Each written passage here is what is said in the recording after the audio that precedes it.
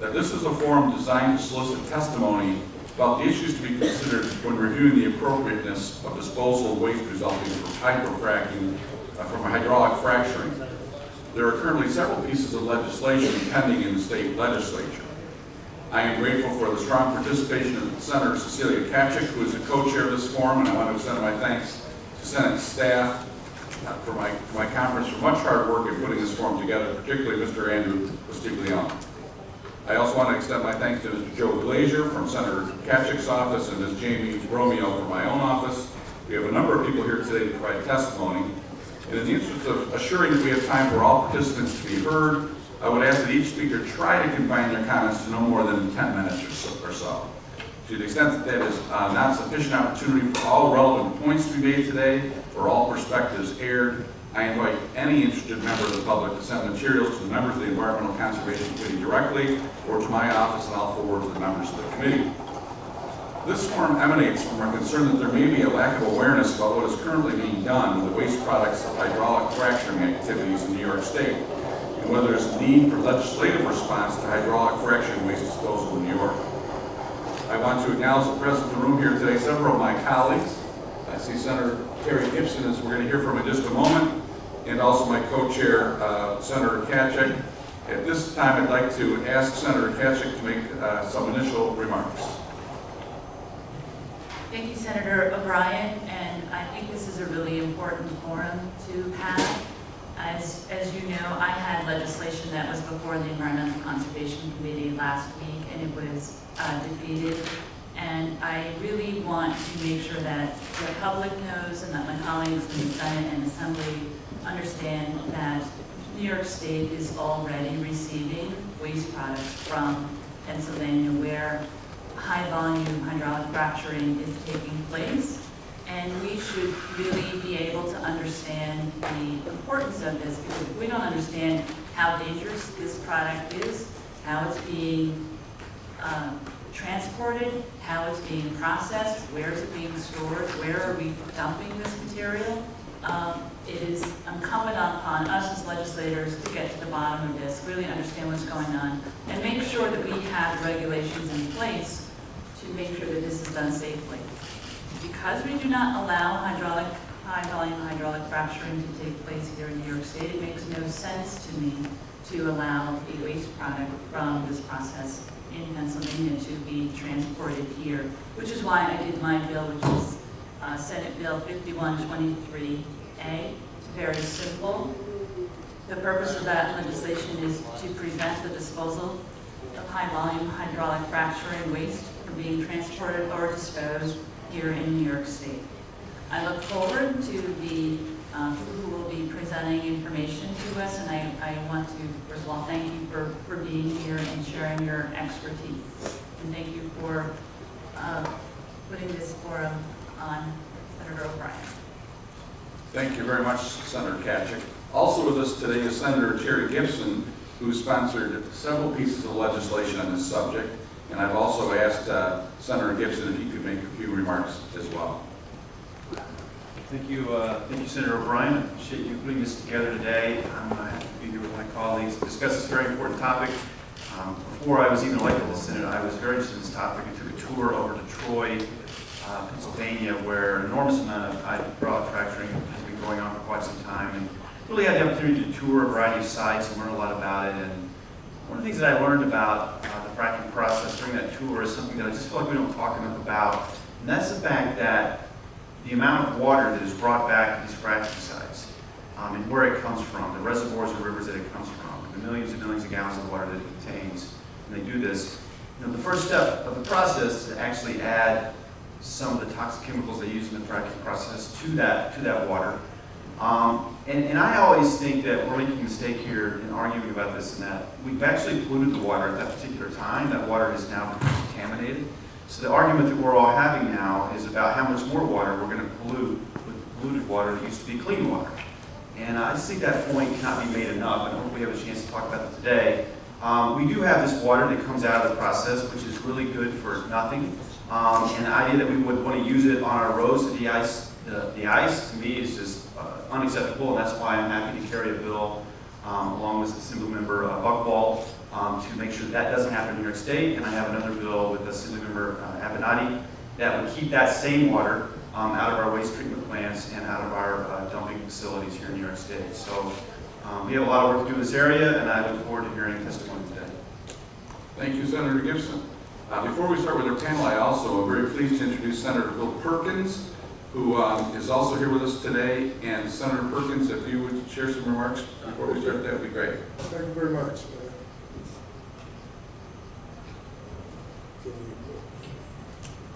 So this subject is focused on the health and environmental risks posed by hydraulic fracturing byproducts and the acceptance thereof by New York State publicly owned treatment works and landfills. And I want to begin by commending Senators O'Brien, Kasich, and Gibson for the thoughtful leadership they have displayed as it relates to the public health and safety question of our generation, fracking. I have been to Montrose, Pennsylvania, and saw firsthand the unconscionable and horrific consequences of this process that introduces 600 plus toxic chemicals into watersheds with no plan to control the poisoning of people, animals, and communities, both through direct contamination of water sources and secondary poisoning, if you will, of the wastewater that is produced by the pond full each and every day. Fracking is a process that is an unmitigated disaster through and through. It poisons humans and whole ecosystems and destroys communities. It is another in a long line of big business plans sold to distressed communities like modern day snake oil. It should be rejected in all forms, manifestations, and guises. Today, thanks to the leadership of this Senate Democratic Conference, we rightly focus on the question of what happens to all of the toxic wastewater that is produced in other states, such as our Keystone neighbor. I am a proud co-sponsor for 4 bills under consideration today, which would essentially declare all of New York State a, quote, no frack zone, by ensuring that the poisonous wastewater has no place in our landfills, wastewater treatment facilities, and across our roads. Thank you. Thank you, Senator Perkins. Now, we do have a number of registered speakers divided into 4 panels. Just briefly, in kind of general terms, the first panel will discuss the current state of liquid and solid fracking waste in New York State facilities. The second panel addressing some of the health impacts. The third panel, local government and other municipal initiatives. And the last panel, New York State legislative action, kind of the question of where do we go from here. Here to kick things off on our first panel, I welcome the first 3 panelists to please come forward. The current state of fracking waste in New York, and that's Walter Hahn, president of Toxic Targeting, Inc., Gary Abraham, environmental and land use attorney from Allegheny, New York, and Misty Duval, environmental attorney with Riverkeeper.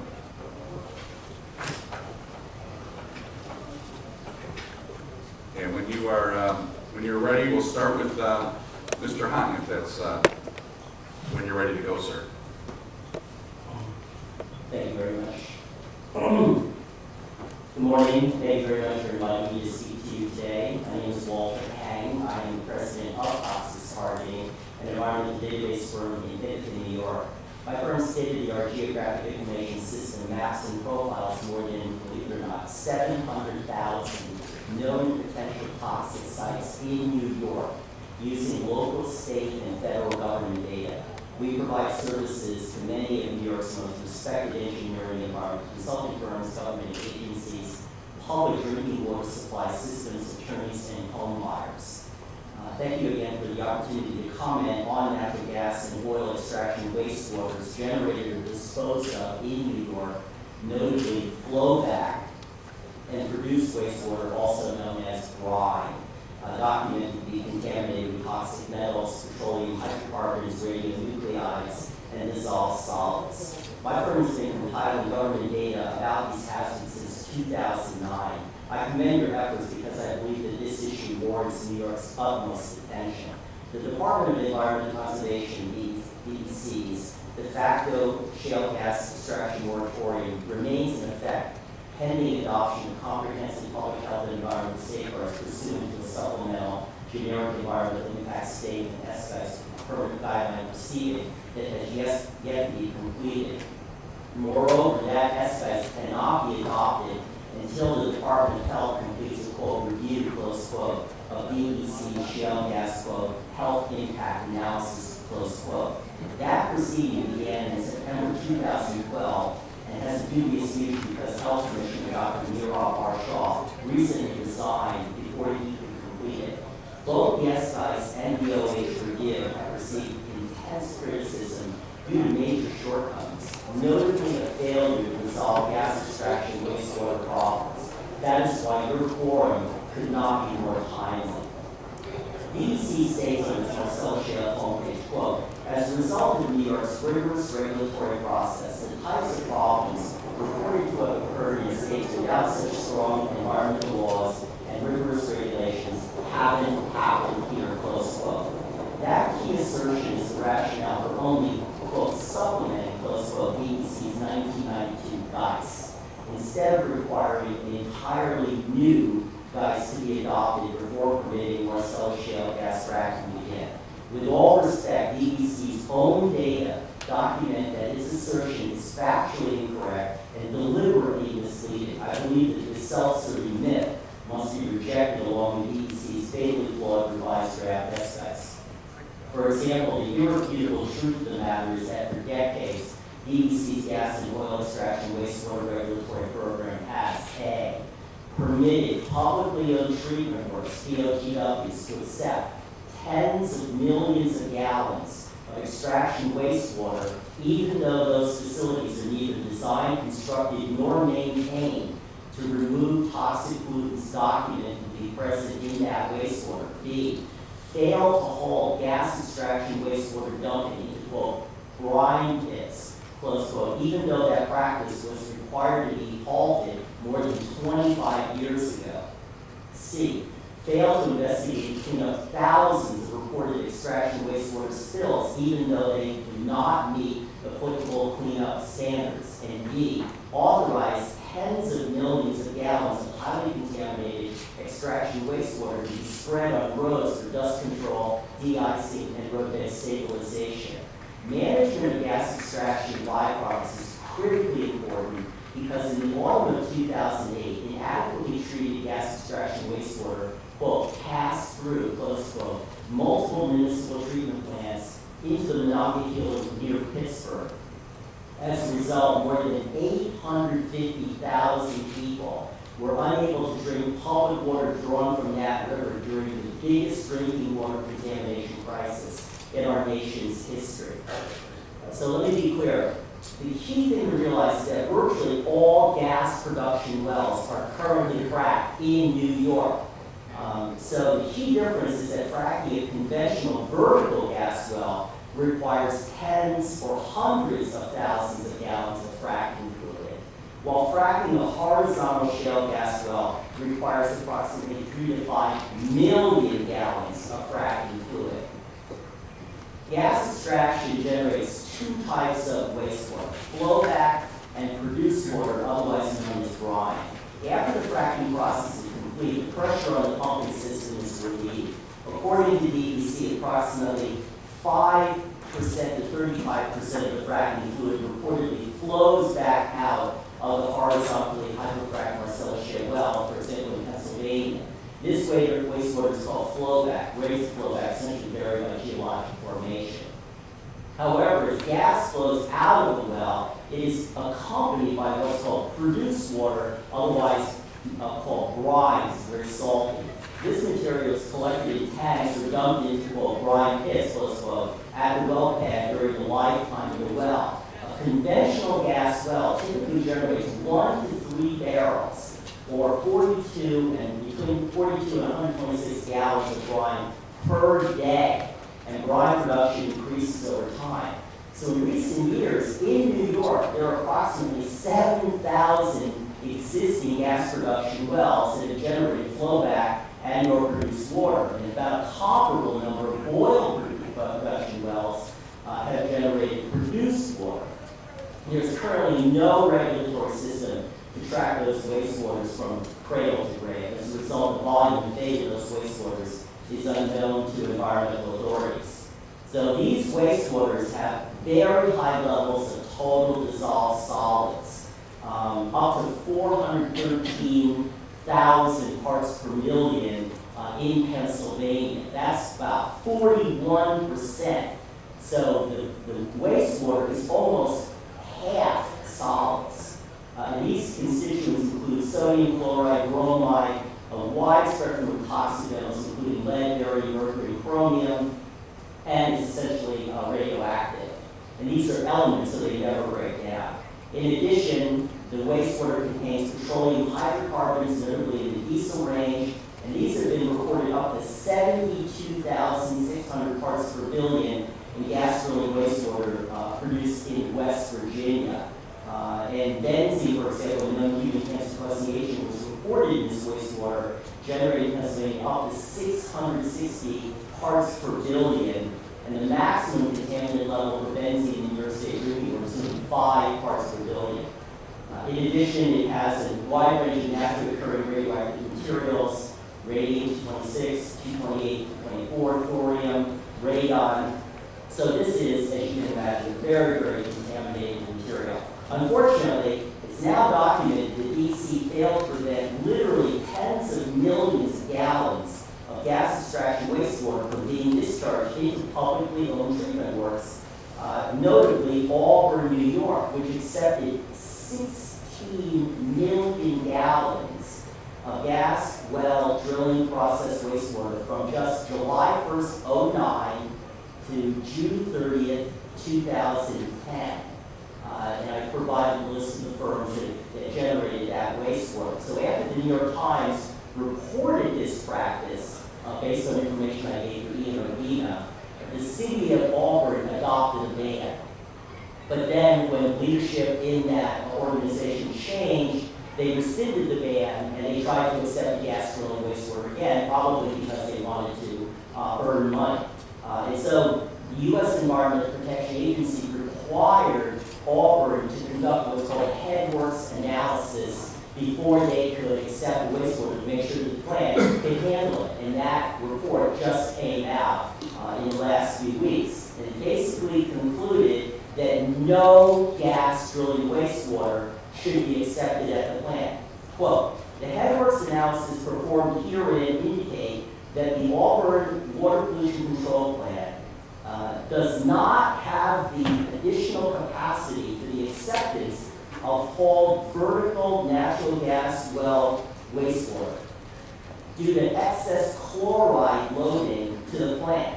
The results of the evaluation were made based on available data and literature inhibition values for nitrification. So this additional load of pollution actually reduced the ability of the treatment plant to handle its waste. And it also noted that if they ever want to accept the waste, they're going to have to do more studies. They're actually going to have to check on a well-by-well basis to make sure that they can handle it. So given these findings, it is beyond dispute that DEC failed to safeguard New York's environment from gas extraction wastewater dumped into the Auburn publicly owned treatment works according to its own headworks analysis. And this incident calls into question DEC's fundamental ability to regulate gas and oil extraction activities in New York. I believe this matter warrants full investigation as well as a public report about how this possibly could have happened. And I wrote to the government to that effect when this report came out. Let me also note that I provided documentation that Canandaigua received 177,000 gallons of wastewater from a firm in Pennsylvania, and I obtained this through Freedom of Information. Let me also note that I've given you examples of what these brine pits actually look like. That orange material is weathered petroleum. You can see that there's just petroleum all around these impoundments, and then when it is discharged onto the ground, it basically kills all the vegetation. I've also provided a map of where gas drilling wastewater is authorized to be spread on roads for de-icing, roadbed stabilization, and dust control. And I basically commend your efforts in conclusion to try to enact laws that would safeguard New Yorkers from these problems. The reality is that it will be extremely difficult, if not impossible, to enact any bills into law in the near term due to Republican opposition in the joint leadership which controls your House. That doesn't mean you should stop your efforts. But I urge you to pursue two critical goals that are entirely within the realm of your possibilities. First, please work to persuade Governor Cuomo to halt his Department of Health review due to its numerous technical shortcomings as well as its lack of public notice, public review, comment, or even a single public hearing. Instead, the governor must require a comprehensive shale fracking, quote, public health impact study, close quote, to be undertaken openly and transparently with formal public participation to resolve all documented health hazards once and for all, notably the wastewater concerns. Second, please use your authority and influence to persuade Governor Cuomo to withdraw the inadequate final revised draft S-Guides. It is imperative that this profoundly criticized proposal not be adopted until a final S-Guides is adopted. The de facto moratorium on Marcellus shale extraction in New York continues, and we are approaching the 6th anniversary of that. We're the only state in the history of the country that has taken decisive action to prevent these kinds of problems. So thank you very much, and I commend all of your efforts. Thank you so much, Mr. Hang. I would ask if you would maybe kindly stay at the table. We may have some questions at the end of the panel. I also want to welcome Senator Liz Krueger, who is here after diligently finishing up her Finance Committee work. Thank you for joining us, Senator Krueger. And now I'd like to turn the microphone over to Gary Abraham, an environmental and land use attorney from Allegheny, New York. Mr. Abraham. Thank you, Senator. Senator, thank you for inviting me. I have a limited contribution to make to discussion involving how landfills are being regulated in New York and how much Marcellus shale waste from Pennsylvania is actually being dumped in New York landfills. I'm an environmental attorney, and my work includes practice before the DEC and permitting proceedings. In 2010, I represented a community-based environmental group called Residents for the Protection of the Long and Shalom, challenging the legality of disposal of large volumes of drill cuttings and other Marcellus shale wastes generated in Pennsylvania and Shown County landfill. This landfill is operated under a lease by a subsidiary of Casella Waste Systems of Vermont. Casella owns and operates 2 other landfills in the southern tier: the Highland landfill in Angelica in Allegheny County, and the Hakes Construction and Demolition landfill in Painted Post in Steuben County, both of which also accept substantial volumes of Marcellus shale industry wastes. In addition to Highland, Chemung, and Hakes, Allied Waste landfill in Niagara Falls in Niagara County and Seneca Meadows landfill in Waterloo in Seneca County accept such waste for disposal. Currently, there are hundreds of thousands of tons of this waste in these landfills. Soon after the notice of a proposal to increase the rate of waste acceptance at the Chemung landfill was published in April 2010, RFPLC learned what that DEC had approved by email the disposal of Marcellus shale wastes in the fall of 2009. We also learned that the purpose of the proposal was specifically to increase Marcellus shale waste. At that time, Marcellus shale waste comprised about half the incoming waste on a tonnage basis, and DEC's approval was retroactive. Ultimately, the proposal to increase waste acceptance was approved, and Casella began hauling Chemung County waste to other landfills it operates, such as the Ontario County landfill, in order to maximize the use of space in the Chemung for drilling waste. In April 2013, representing concerned citizens of Allegheny County, I submitted detailed comments challenging the disposal of Pennsylvania Marcellus shale waste in the Highland landfill. It has been over a year since then, and no response to comments has been prepared and issued by DEC. In the months since then, both Highland and Chemung landfills have sought approval to expand yet again in order to take more such waste. The only written decisions by DEC stating the agency's position on the legality of this practice have been issued in the Chemung County landfill proceeding, which concluded with an August 4, 2011 decision of the Commission. That decision adopted the recommendations of the administrative law judge dismissing our challenge on procedural grounds, but remanding the matter to regional DEC staff to determine whether waste received by the Chemung County landfill would be adequately monitored to ensure releases of radioactivity commonly found in Marcellus shale waste will not occur. As a result, some unconventional permit conditions were imposed on the landfill. I'll discuss in a minute.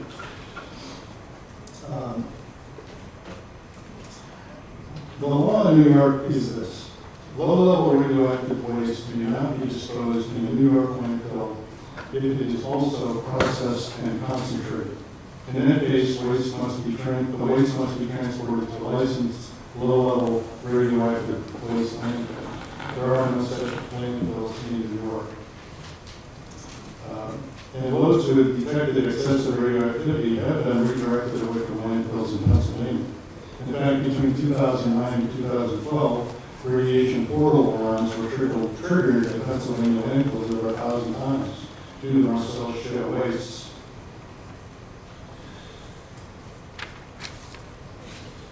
It is generally accepted that the Marcellus formation is a highly radioactive shale, more radioactive than other shale formations in the nation. It's important to understand the basis for our concern with high levels of radioactivity in these wastes. Radium-226 and 228 are regulated as combined radium. And for reference, the limit allowable in drinking water is 5 picocuries per liter, and the limit allowable in treated wastewater is 60 picocuries per liter. Radium is particularly problematic because it is soluble in water. In fact, the assays that Walter Hang talked about in Appendix 13 reports on the results of tests of brine returned from 13 natural gas wells in New York that were drilled into the Marcellus shale, and found combined radium levels averaged 4,924 picocuries per liter, with much variation, with the highest result 16,942 picocuries per liter, and the highest 11 of the samples averaging 8,423 picocuries per liter. In 2011, federal USGS tested radium concentrations in waters co-produced with oil and gas wells in both New York and Pennsylvania, and found the range is between less than detection but up to 18,000 picocuries per liter. Drill cuttings is what is primarily being put in these landfills in New York, although there are other waste streams from the Marcellus shale that are also being disposed. Specifically, drill cuttings are coated with either briny liquid that is part of the shale formation, and so has this kind of very, very high concentration of radioactivity, or drilling fluid which was injected into the wellbore to help bring the cuttings to the surface, which also picks up very, very high levels for both. In addition, some of these New York landfills dispose solidified wastewater, sludges, filtrates, and other residuals from recycling or from the treatment of produced water and frac fluid generated in Marcellus shale drilling sites. Pennsylvania has recently cracked down on the disposal of treated wastewater because radioactivity cannot be taken out of the wastewater, and so has insisted and gotten voluntary agreement from most of the players in the Marcellus shale to reuse their wastewater to the maximum extent possible, and so reduce the amount of wastewater that goes through treatment plants and ultimately discharged into water bodies.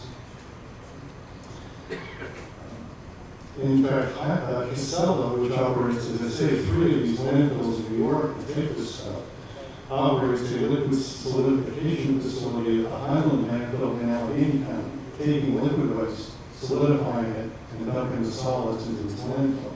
And it operates another liquid solidification facility at the Keene County landfill in Pennsylvania, not far across the border. These solidification facilities produce processed wastewater generated during the drilling, production, and completion phases of the Marcellus shale drill site. So these wastes come not just from the drilling process, but from the fracking process as well. The residues from these processes are allowed to be landfilled in New York if they are at least 20% solids. That means that up to 80% of the volume of these wastes can be liquid, so long as they do not contain free-flowing liquids. The common practice is to ready these wastes for off-site disposal like using bulky materials such as sawdust or wood chips and adding that to the waste to eliminate free-flowing liquid. But this does not diminish the volume of liquid in the waste. Because of its solubility, radium is leached from the Marcellus Shale into formation brine. Formation brine, or also called extant brine, is the remains of seawater and sediments were deposited millions of years ago when the Marcellus Shale region was closed off to the sea by shifting landforms, forming an inland salt sea. This brine has leached radium from the shale to its saturation point, and thus it is much more radioactive than the shale itself. That's why you get these very high readings from the studies done of the water. No one has assessed the volume of liquid accompanying these so-called solid wastes that are being disposed in New York landfills. Radium is also leached from the shale by the drilling fluids and the fracking fluids that are injected into well water. In fact, wastewater is generated at all stages of gas development, generally mixed with extant brine to various degrees at each stage. As I mentioned before, this is important because Pennsylvania's Department of Environmental Protection now insists that drillers use drilling and fracking fluids to a great extent that was done just 2 years ago, due to its concern with excessive radioactivity and salinity in the wastewater discharged to surface water bodies. As a result, a much larger volume of solid waste is on the market and is coming to New York and other states. Finally, radium is problematic not only because it's soluble in water. Landfill leachate is generally transported from a landfill to a municipal wastewater treatment plant for treatment and discharged to a local water body. Chemung County landfill transports millions of gallons of leachate to the county wastewater treatment plant in Elmira, which discharges the treated wastewater to the Chemung River. Highland landfill transports comparable amounts of leachate to wastewater treatment plants in the villages of Wellsville and Painted Post, which discharge the treated wastewater to the Tennessee River and the Cohocton River, respectively. However, these plants, and indeed no municipal wastewater treatment plant in New York, has the ability or is licensed to remove radioactivity from landfill leachate. Once released to these rivers, radium bioaccumulates in the food chain, so the fish in the river and those who eat fish from the river are at risk of a highly magnified dose. Since the half-life of radium-226, which comprises most of the combined radium, is over 1,600 years, and it takes 10 half-lives to become negligible. The radionuclide is clearly a persistent bioaccumulative toxin. RFPLC is concerned that the Chemung landfill, therefore, the landfill will become more radioactive over time, as will the landfill's leachate.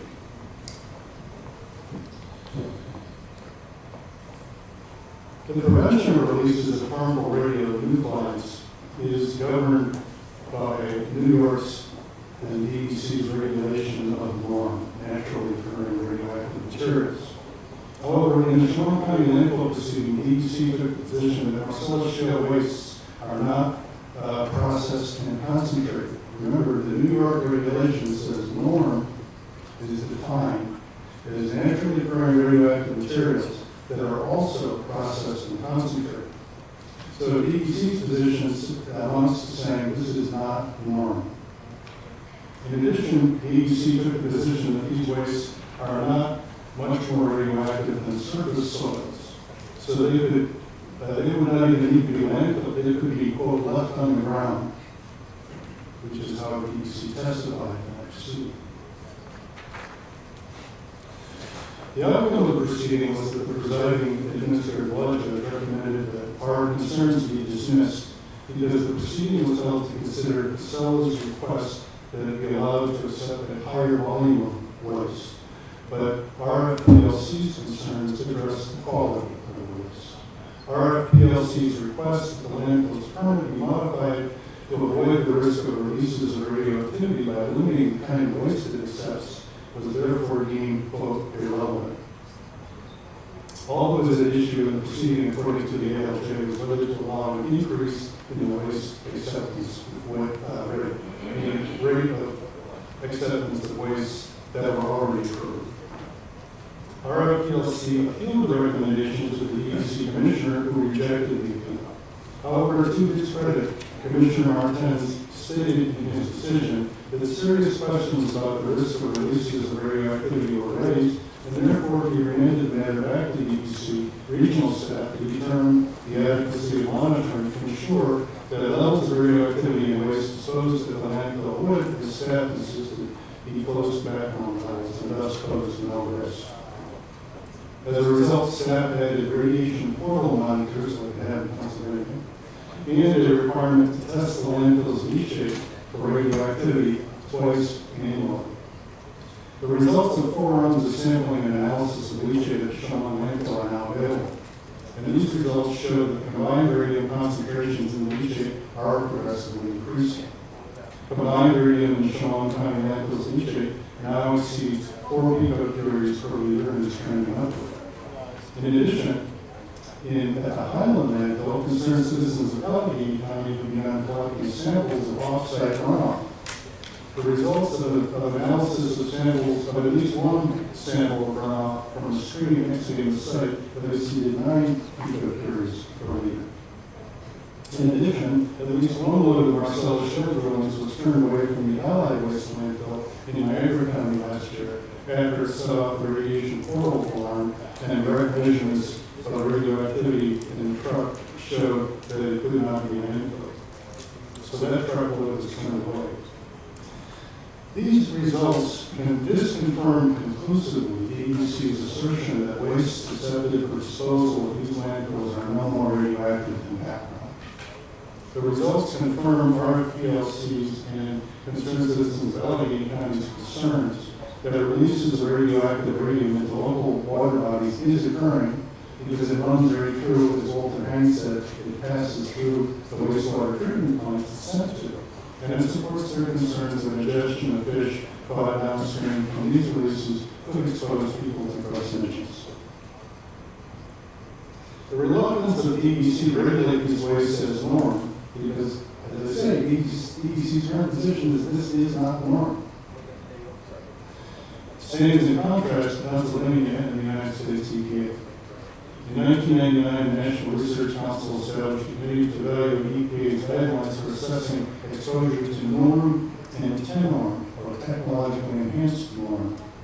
The committee found that materials of concern in EPA's guidelines are TENORM, defined as technologically enhanced naturally occurring radioactive materials, are any naturally occurring radioactive materials not subject to radiation regulation under the Atomic Energy Act, which covers mill tailings, nuclear power plant fuel streams, whose radionuclide concentrations or potential for human exposure have been increased above levels encountered in the natural state by human activities. So clearly we have this qualifies as TENORM because this is brought from a high level underground and it is clearly more concentrated in radioactivity than levels encountered in the natural state by humans. Regarding exposure pathways, the committee found that the conditions under which a radionuclide becomes soluble in water for purposes of determining the waterborne pathway to exposure is among the issues that are particularly important with respect to norm. As detailed above in my remarks, the New York landfills are accepting large volumes of Pennsylvania products, and these have become TENORM sites. The Shawano landfill alone now has over 300,000 tons of Marcellus shale solid waste. However, no exposure pathway modeling such as EPA recommends has been required or performed. Pennsylvania has recently found that the drilling industry production and flowback waters, such as well as drill cuttings and sources of off-gassing, including drill cuttings which off-gas radon, are potentially impacted with naturally occurring radioactive material and or technologically enhanced norm. Accordingly, in January 2013, Pennsylvania announced a comprehensive study of radioactivity in materials associated with oil and gas development, including radioactivity in materials disposed in landfills, and the effect of such materials on the radioactivity of landfill leachate and the effluent from treatment plants receiving the leachate. The study is expected to be completed later this year. The scope of Pennsylvania's proposed Cameron study includes the quantification of potential radioactivity of several waste streams that are disposed at New York landfills, including sludge from treatment of Marcellus shale wastewater. Landfill leachate will be sampled under the Pennsylvania study at each of the 54 active landfills in Pennsylvania and analyzed for gross alpha, gross beta, and rating 226 and rating 228. Sampling of the landfills will be included in the study. It's important to understand that no sampling of waste loads of Marcellus shale waste coming to New York landfills is being done anywhere, including at Chemont. The only protection we have are radiation portal alarms, which are subject to the way they're operated. And now we have, as I say, in the Chemont landfill, this information on the progressive radioactivity of the leachate, meaning that the landfill itself is becoming progressively more radioactive, but nothing's being done about that. I'm going to defer to Dr. Earl Robinson, who's going to talk later about radon, but I do want to mention that the Pennsylvania Cameron study will also be evaluating the rapid buildup of radon and progeny in samples of waste streams impacted with radium.